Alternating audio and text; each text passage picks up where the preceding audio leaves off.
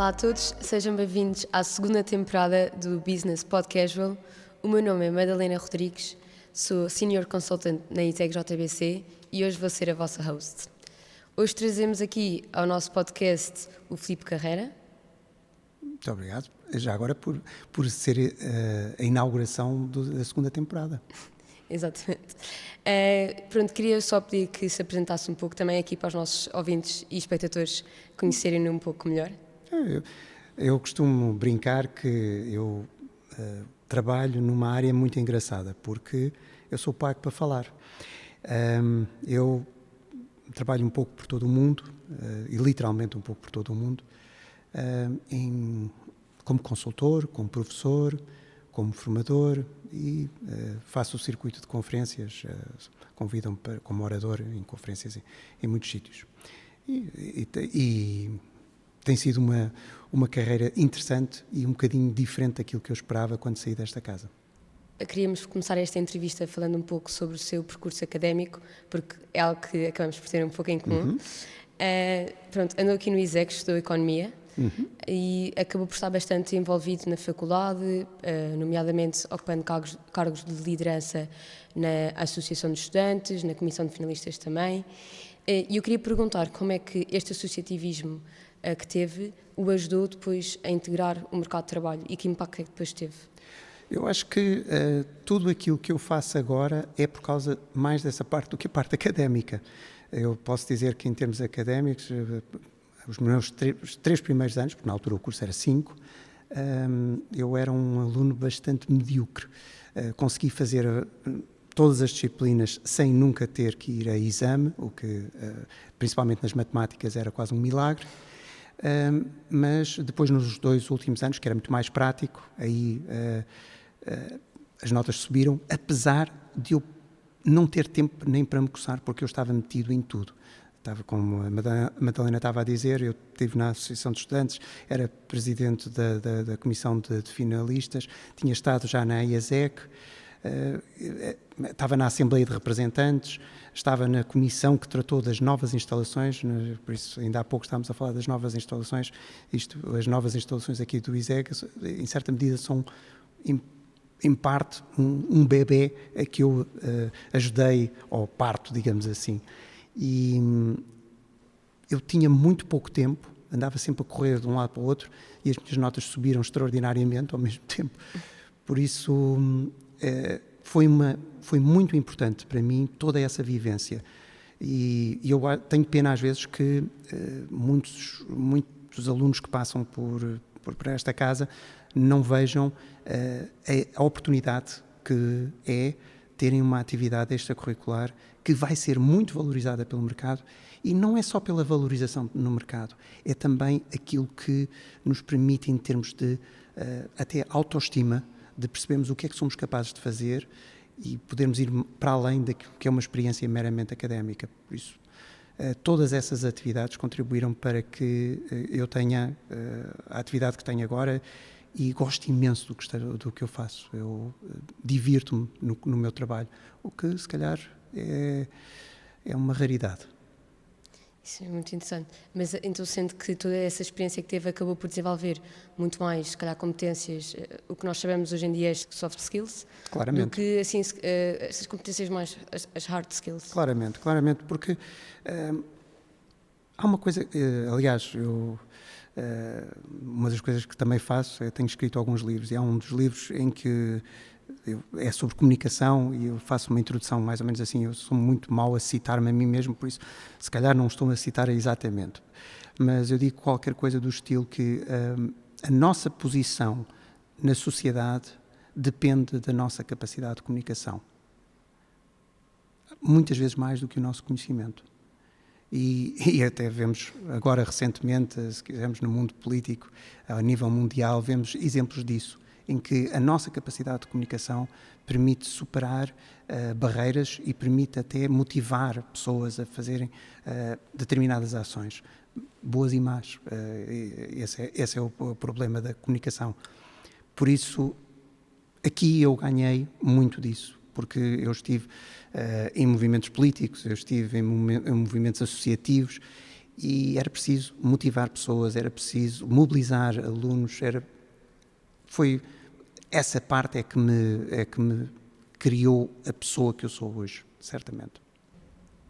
Também nós, pronto, fazemos parte desta junior empresa e também nos fala muito, e eu sinto e espero que, acredito e espero mesmo que aconteça, que nos prepara muito bem para o mercado de trabalho, não só por já estarmos a atuar no mercado de trabalho, por sermos, lá está, uma junior empresa, mas também por todas estas competências e a gestão de tempo, a comunicação, a liderança.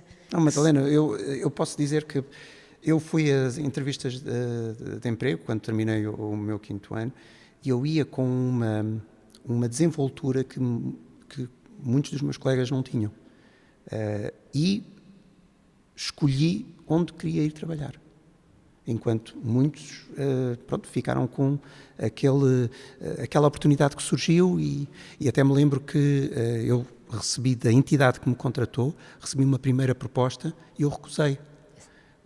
E até era uma entrevista coletiva e todos disseram, pois nós vamos conseguir entrar, mas tu disseste logo que não querias isso. E eu, está bem, mas eu não quero outra coisa.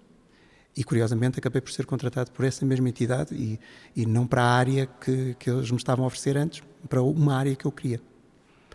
Por isso, eu só conseguiria fazer isso graças à experiência extracurricular, por isso eu acho ótimo ver pessoas como a Madalena envolver-se nessas atividades associativas, porque realmente são formativas de profissionais. As aulas, o conteúdo, etc., teórico, é muito interessante. Todavia, a maior parte das pessoas terminam cursos sem saber trabalhar. E isso depois vê-se. Se calhar, vendo aqui um pouco para o seu percurso profissional e se calhar para a primeira parte, e falando um pouco da JCI, portanto, foi presidente do Senado Europeu da JCI, uma organização que capacita jovens para liderar mudanças positivas através do empreendedorismo, da inovação e da responsabilidade social. Eu queria perguntar como é que foi esta experiência de liderar uma estrutura com cerca de 16 mil pessoas e qual é que foi as maiores aprendizagens que tirou disso? Já agora vou dar um pequeno enquadramento do que é a JCI, um bocadinho até mesmo para a nossa audiência. A JCI é, digamos assim, a Júnior Empresas parte 2. A Júnior Empresas é para alunos, a JCI é para profissionais. A origem da JCI é norte-americana, tem origem nas câmaras de comércio, em que eram dominadas por pessoas já com uma certa idade e os jovens não tinham oportunidades. E então surge a JCI, começa nos Estados Unidos, mas depois, no final da Segunda Guerra Mundial, torna-se um movimento mundial. Eu fui fundador da JCI em Portugal, há uns bons anos atrás, há 21 anos atrás, por isso já vai há algum tempo, e depois tive várias funções na JCI, tanto a nível nacional como a nível internacional, e quando chego aos 41 anos, deixa-se de poder ser membro, porque é uma organização para pessoas entre os 18 e os 40 anos. E surgiu a oportunidade de entrar no board europeu do Senado, porque o Senado da JCI é composto por membros que se distinguiram dentro da organização e então recebem essa distinção, que são senadores. E eu entrei sem grandes expectativas, mas curiosamente quem me convidou disse-me: daqui a uns anos vais ser presidente do Senado Europeu. A primeira coisa que eu lhe disse foi: mas é que eu não conheço ninguém cá, porque eram tudo pessoas muito, muito velhotas, no fundo com o mesmo problema de uma associação que também pertence, que é aqui a Associação de Antigos Alunos do ISEG, em que também quando entrei, a convite do seu fundador, o professor Eduardo Catroga, ele também me convidou para trazer um bocado de sangue jovem para a associação. E a mesma coisa me aconteceu com a JCI, porque lá está, é um conjunto de pessoas que se juntavam praticamente para falar de quem é que tinha morrido ultimamente.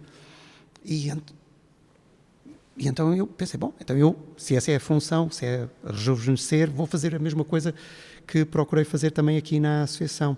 E comecei a trazer jovens senadores, e a criar atividades para isso, e acabei por me tornar presidente a nível europeu, em que vai, digamos assim, a minha área de jurisdição ia desde Lisboa até Vladivostok, porque a Rússia como um todo fazia parte. E foi uma experiência extraordinária. Como nestas organizações há uma regra, e na JCI ela segue essa regra, que temos um ano para liderar. Por isso eu liderei durante um ano, andei por toda a Europa, conheci senadores por toda a Europa, e como ainda não me tinha fartado, ainda fui para o Sudoeste Asiático visitar os senados do Sudoeste Asiático todo. E foi uma experiência muito interessante, porque me permitiu conhecer muitas realidades distintas e pronto, e penso que tive algum impacto. E agora, se calhar, pegando aqui um pouco nesta questão da sua carreira internacional, pronto, nós sabemos que leciona e que dá palestras fora de Portugal, e eu queria perguntar um pouco como é que começou a construir esta sua carreira internacional e como é que foi sair deste cantinho da Europa. O começo é uma história, é uma história que eu acho que é interessante para um aspecto, é que nós temos que ter a percepção que nós fazemos o nosso próprio destino. Eu verifiquei que Portugal, infelizmente, é um país um bocadinho pequeno em que toda a gente se conhece, e como toda a gente se conhece, acaba por ser difícil alguma progressão. E então eu meteu-se na cabeça que, como formador, eu na altura tinha mais atividade como formador, eu tinha que ir lá fora, descobrir novos conteúdos, novas metodologias, e pensei em ir a uma conferência. Na altura pensei em ir à Inglaterra. E não tinha nada, não tinha uma conferência específica. E uma coisa que é muito importante é quando nós temos objetivos e vamos falando com várias pessoas sobre esses objetivos. E repentinamente houve uma pessoa num almoço em que me disse: isso é interessante e tal, e não disse mais nada, mas depois mandou-me um mail de uma conferência de um indivíduo no Porto que falava sobre uma conferência em que se uma pessoa enviasse um paper não tinha que pagar a inscrição, e a inscrição eram $1.200, e então a pessoa tinha que pagar tudo o resto, mas não tinha que pagar a inscrição. E a conferência era nos Estados Unidos. Eu nunca tinha ido aos Estados Unidos. Eu pensei: se calhar vou, mas vou mandar o paper, o que é que eu posso perder? Perco o tempo do paper. O paper foi aceito e fui convidado como orador para essa conferência. Esta conferência tinha cerca de 10.000 participantes, por isso, para começar logo forte. Eu: está bem, então vamos a isso. E isso permitiu-me fazer uma série de contactos que desembocaram. Agora, se quisermos andando para a frente, para não fazer de uma história muito grande um grande conto, eu tenho trabalhado em cerca de 60 países em 4 continentes. E a minha vida passa-se fundamentalmente fora do país. Agora, para a semana estou no Abu Dhabi, a seguir vou para a Turquia, a seguir vou para a Roménia, e pronto, ando por aí pelo mundo, e andam ainda convites aí às voltas para ir para outros sítios. Isso é muito interessante. E se calhar, pegando aqui um pouco, estava a falar de países que acabam por ser com umas realidades completamente distintas das nossas, como por exemplo tinha mencionado, fui fazer palestras à Turquia, Japão também, Sudão, se não me engano. Não, Sudão nunca fiz. Então era Irão. Irão. Também acaba em ão, mas não. No Irão foi por acaso, porque o Irão é um país fascinante. Não tenho nada a ver com o governo lá, mas é um país fascinante, e eu queria ir visitá-lo. Mas através justamente da JCI eu pedi ajuda, como é que eu podia fazer. Eu ia com o meu filho, e é um país complicado por causa da moeda, não há meios de pagamento estrangeiros, é uma grande complicação em termos logísticos, não vale a pena estarmos a ir ao detalhe. E pedi justamente apoio à JCI Irão. Eu tinha lá alguns contactos e eles fizeram tudo e levaram-me a uma cidade tecnológica que tem uma das cidades mais bonitas do mundo, que se chama Isfahan. E então aí também me convidaram para eu lá voltar para uma conferência. E entretanto a JCI Irão aproveitou, como sabendo que eu sou formador, disseram, podias fazer aqui formação para a JCI, tanto Isfahan como Teherão. Está bem, eu não sei. Então eu acabei por ir uma vez e depois acabei por ir a segunda vez para essa conferência, que foi uma conferência para mim extraordinária, porque eram 450 participantes, eram os números que eles tinham. Eu era o único estrangeiro. E eles disseram, olha, vai fazer a abertura da conferência, vai fazer um workshop e nós queremos que faça o discurso de encerramento. E eu, mas eu sou iraniano, vou fazer o discurso de encerramento da conferência. Sim, vai fazer a conferência. E então, eu tinha que ter algum cuidado nas palavras que ia utilizar, porque estamos a falar de um regime teocrático, por isso é complicado. E tive a alegria houve 3 discursos de encerramento. Havia um que era de um membro do governo, que por acaso foi uma coisa engraçada, que quando ele começa a falar, toda a gente começou a falar. Autenticamente há um grande distanciamento entre aquilo que é o governo e os governados lá. Houve um empresário muito interessante que fez a sua apresentação, e eu também fiz. E eu fui interrompido várias vezes para aplausos. E eu, desculpem, mas foi uma coisa curiosa. E depois ainda acabei por fazer mais outra em Bandar Abbas e outra vez em Teherão, numa universidade de Ciência e Cultura. Por acaso achei, porque eles muito ligados ao empreendedorismo e na lógica de conjugar a cultura com ciência. Então, uma experiência interessante. Naquela área tenho tido assim, umas experiências curiosas também. Fiz ali o pleno, não é? Fiz Síria, Iraque e Irão, por isso tem sido interessante. E de todas estas experiências internacionais que estive agora a falar, qual é que foi aquela que mais lhe marcou? Há um projeto que para mim foi o meu favorito, certamente, foi no Iraque. Eu no Iraque estive envolvido como coordenador num projeto em que eu era ao mesmo tempo consultor e formador, e fui várias vezes ao Iraque, tanto a Erbil no Kurdistão iraquiano como Bagdá, e eu tive a trabalhar com tanto professores como alunos de universidades de Erbil e de Mossul. E para mim emocionou-me bastante eu estar a trabalhar principalmente com os alunos e os professores de Mossul, porque estes indivíduos estiveram durante vários anos debaixo do poder do Estado Islâmico, o que foi muito complicado. E eles valorizaram tanto estarmos lá, porque não era só eu, éramos uma equipa de formadores, e que eu lembro-me de 2 episódios muito rápidos, de alunos agarrarem-me no meu braço e a dizerem, isto está a ser tão bom e isto está já a acabar. E eu tive de dizer, não, mas eu volto cá em maio, isto era março, eu volto cá em maio, nós vamos voltar a encontrar-nos. Ai, que bom e tal.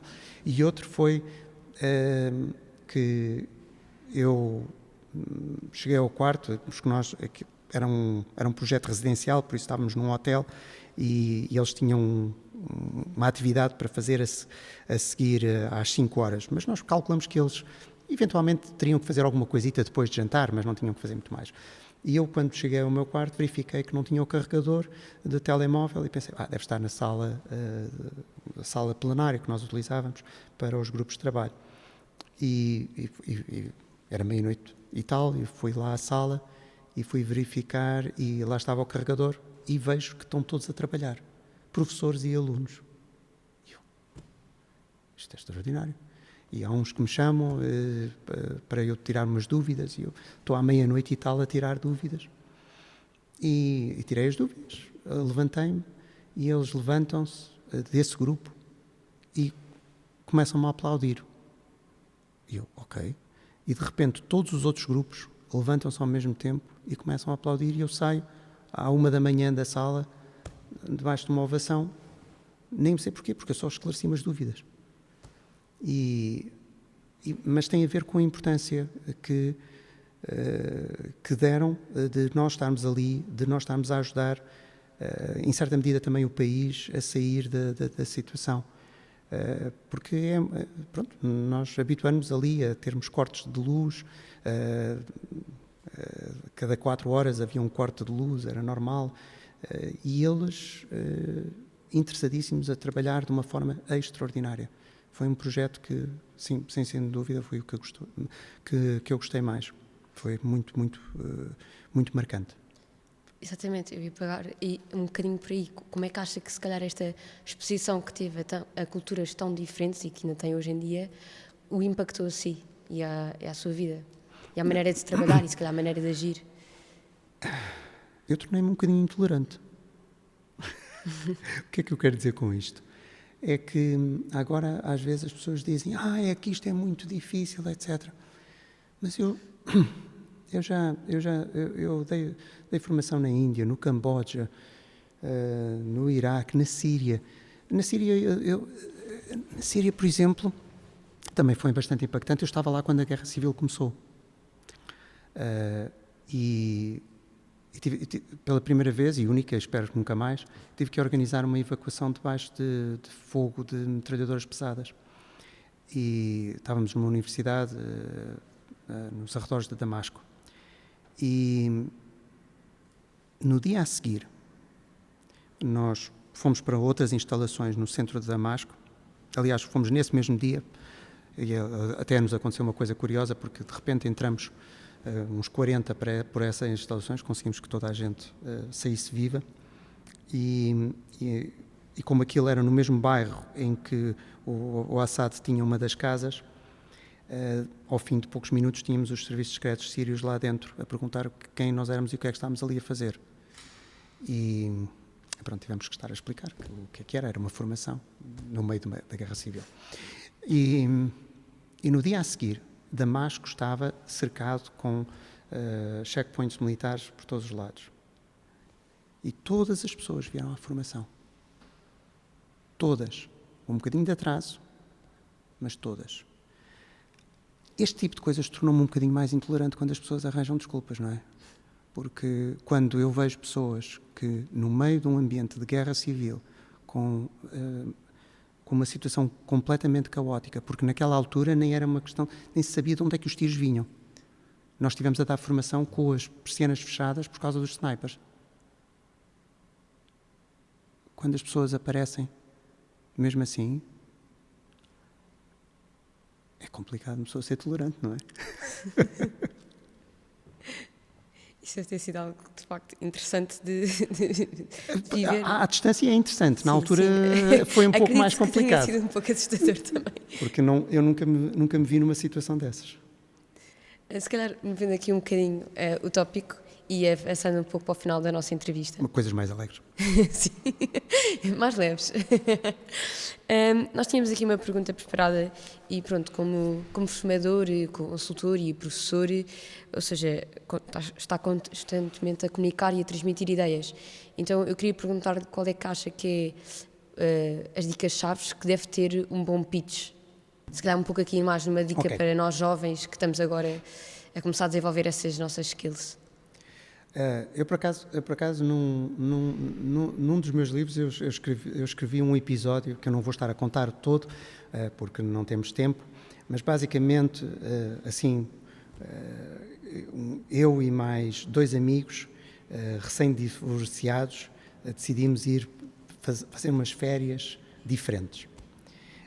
E fomos parar à Roménia e encontramos um indivíduo que nos foi apresentado por outras pessoas que tinha sido consultor numa grande empresa e de repente foi ao Nepal e mudou de ideias e não sei, uma coisa dessa. Ele tinha uma história de vida interessante também. E nós dissemos, estamos aqui para divertir, não sei. E ele disse uma coisa que ele disse em inglês, vocês vêm cá para criar uma história. E é engraçado porque eu depois peguei nisto e efetivamente nós temos que trabalhar a nossa própria história. O que é a nossa história? E isso, às vezes podemos ter uma vida que não tem assim nada de especial, e aí podemos olhar para aqueles que são os indivíduos que fazem stand-up comedy. Eles falam de coisas perfeitamente normais do dia a dia, mas transformam numa boa história. Porque uma boa história não depende apenas só dos factos da história, mas depende da forma como é contada. E por exemplo, vocês, ao trabalharem numa associação como a Júnior Empresas, vocês estão a criar a vossa história. E estão a criar uma história que é distintiva da maioria que apenas veio aqui, estudou, fez os testes, tirou as notas e acabou. Vocês estão a criar outra história. Vocês estão-se a diferenciar no mercado. Por isso, em certa medida, vocês estão a criar uma história que vos vai servir para o resto da vida. E foi o que eu criei nesta casa. Eu criei uma história que me diferenciou. Ainda agora eu organizo os jantares de curso. Há um jantar agora que nós fazemos que é dos elementos que andamos na política aqui na escola, que primeiro éramos só da nossa lista e agora abrimos também à oposição, a oposição também vem, e é muito interessante porque e isso só acontece porque nós temos uma história comum e criamos essa história. Por isso eu acho muito bem que vocês criem aqui a vossa história e estão no bom caminho nisso. Movendo agora para a nossa última pergunta que gostamos de fazer em todos os episódios, qual é que foi o melhor conselho que já lhe deram? Deram assim, de repente, eu preferia ir buscar um que me deram aqui nesta casa. Eu lembro-me de estarmos fomos fazer uma apresentação de um trabalho e um dos docentes disse, olha, se não se importam, venham fazer a apresentação ao meu local de trabalho. E nós fomos. E nós fizemos a apresentação e ele deu-nos um conselho que foi o seguinte: o que quer que se façam na vida, procurem passar por uma capela política. E não era apenas naquela lógica que agora se fala muito de isso é uma forma de arranjar assim umas ligações, uns contactos, porque infelizmente tem-se muito esta ideia da política como só para cunhas e etc. Ele disse isto no edifício da presidência do Conselho de Ministros, era onde ele trabalhava. E eu acho que é algo que me toca bastante, porque eu depois também participei em termos de estruturas partidárias, eu tive uma carreira política mais local e regional, digamos assim, e uma das coisas que eu fazia era campanhas de rua, não é? Ir para a rua com as bandeirinhas, distribuir os folhetos, etc. E ia para o interior do país. E havia sempre um indivíduo que numa tasca, uma coisa, dizia assim, os políticos são todos iguais, e eu gostava imenso de ir falar com esses indivíduos. Perguntava assim, então, são todos iguais? Sim, são todos desonestos, corruptos, não sei o quê. Pois, tudo bem. E você, como é uma pessoa honesta, nunca entrará na política? Claro, eu nunca entrei na política porque eu sou uma pessoa honesta, não sei o quê. E eu fazia sempre a mesma pergunta. Então, se todas as pessoas honestas saírem da política, quem fica? Nunca havia resposta. Eu acho que, infelizmente, eu acho que é muito importante, e lá está, o conselho que eu ouvi ali, percebi que não era naquela capela política necessariamente, era em qualquer, porque é importante em termos de participação cívica, é importante até para percebermos como é que o mundo funciona realmente e não estarmos sempre na cadeira de treinador de bancada. E assim, se calhar, acabamos o nosso episódio. Obrigado, Filipe, por ter tirado um pouco do seu tempo para vir aqui falar connosco. Obrigado também a todos aí em casa que tiveram a ouvir-nos. Vemo-nos no próximo episódio e obrigada.